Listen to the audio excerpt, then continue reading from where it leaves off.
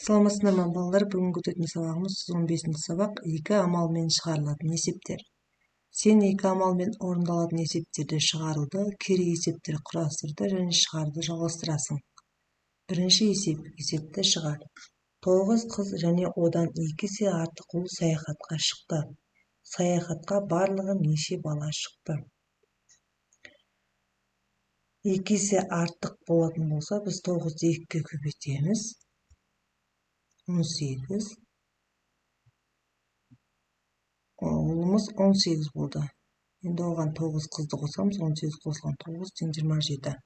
Саяхатқа барлығы 27 бала шықты.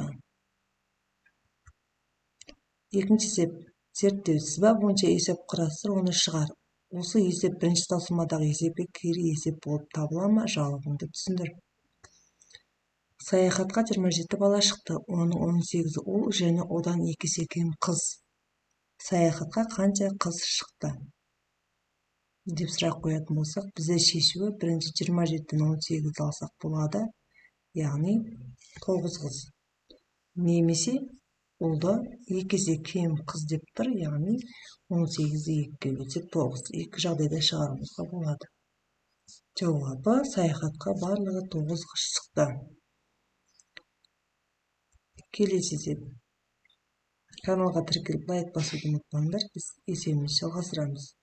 Үшінші есеп, зерттеу. Есепті шығар. Еліміздің астанасын тамашалауға мектебімізде 27 бала және 13 ересек адам келді. Олар 5 топқа тең бөлінді. Әр топта неше адам бар? Жалпы адам санын шығарып алу үшін біз 27-ге 13-ті қосамыз. 40. Олар 5 топқа бөлінетін болса, 40-ты 5-ке бөлемін. Сонда әр топта 8 адам бар екен. Жауабы әр топта 8 адам бар.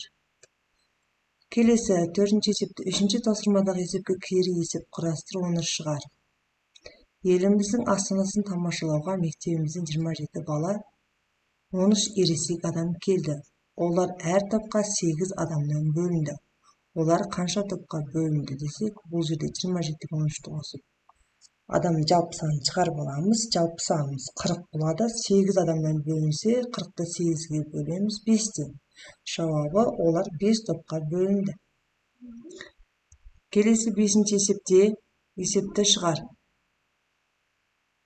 Саяхатшылар өздерімен бірге 4 жәшік жеміс алып шықты. Әр жәшікте 7 килограмм жеміс бар. Бірінші күні 6 килограмм жеміс желінді. Неше килограмм жеміс қалды? Жалпы жемістің салмағын шығару үшін 4-ке 7-ні көбейтем, 28. Жалпы 28 килограмм жеміс бар. Оның 6 килограммы желінетін болса, 28-ден 6-ны аламыз, 22. Жауабы 22 килограмм жеміс қалды. Келесі есеп. 6-шы есеп. Суретке қара, ақиқат пікірлерді ата. Бірінші, барлық жасыл түсті фигуралар тік төртбұрыштар. Тік төртбұрыш емес, оның ішінде шаршы да бар. Демек, бұл жалған. Екінші, барлық қызыл түсті фигуралар дөңгелектер. Я, ақиқат. Көк түсті фигура шаршы. Жоқ, бұл жерде көк түсті фигурамыз үшбұрыш. Бұл жерде ақпаратымыз, пікіріміз жалған. Сурет бойынша өзің ақиқат және жалған пікірлер құрып көрейік, балалар. Көк түсті фигура үшбұрыш. Ақиқат. Қызыл түсті фигуралар шаршылар.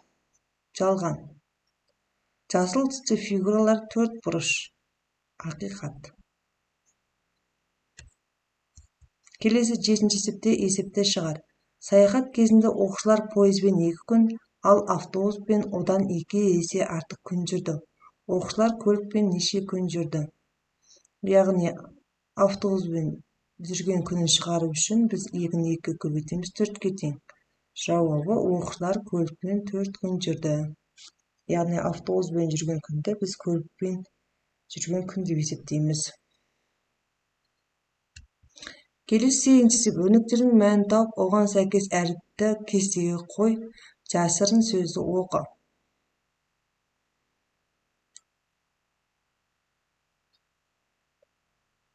4'ке 4'tü көбейтсек 16, 80'in 16'ını alsak 64. A eкен. 38'in 17'ini alsak 21. 5'ке 5'ti көбейтсек 25, 25'ке 75'ti қоссақ 100. 24'ке 39'du қоссақ 63. A. 40'ta 5'ке bölsek 8'den 62'ke 8 қоссақ 70. 100'den 41'di alsak 59. Bizde Алматы деген сөз шықты. Kanalga тіркеліп лайк басуды ұмытпаңыздар, есепті жалғастырамыз. 9-шы есеп, бір машинаға 5 адам сыяды, 18 адамды жеткізу үшін осы машинаға неше рет барып келуі керек. Бір машинаға 5 адам сиятын болса, біз 18-ді 5-ке бөлеміз. 3-тен 3 қалдық қалады.